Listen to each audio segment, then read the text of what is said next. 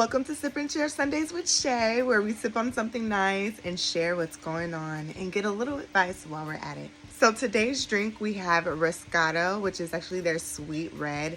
It is so good. If you guys do not know about Riscato, honey, get to know her or him. See, it's so good. You don't even know which it is. They gender neutral. Cheers. It's so good. Today we're going to be talking about protecting atmosphere, especially when it comes to family. Something I've learned recently is the concept of family connection. Oh my gosh, how fruitful family connection is, and how poisoning the idea that just because you're family, I have to keep you in my space. Many of us feel as though love means that I do any and everything for you when you call upon it. No, you can still love family and keep them afar. It's saying I love you enough to love you from afar. When you are elevating or you are growing, when you are moving in life, not everybody can come along for the ride. It's just that simple. Not everybody can come along for the ride. And sometimes that doesn't feel good. Become hostage and prisoner to the idea that family members can typically bring. Like, I'm your family. I'm your blood. You're supposed to... I'm supposed to protect my atmosphere. And if you are not well, if you are toxic to my atmosphere, then you cannot be in this space. And I love you enough to say that. I love you enough to say, I see you when you have worked on you.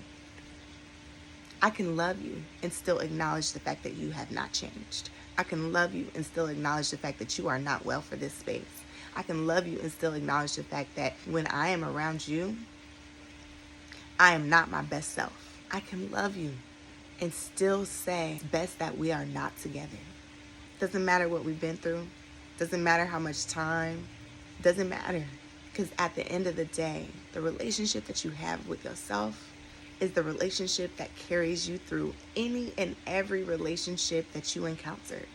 And for me, I'm going places. For me, I'm continuing to evolve. And if you can't keep up with my pace, that is okay.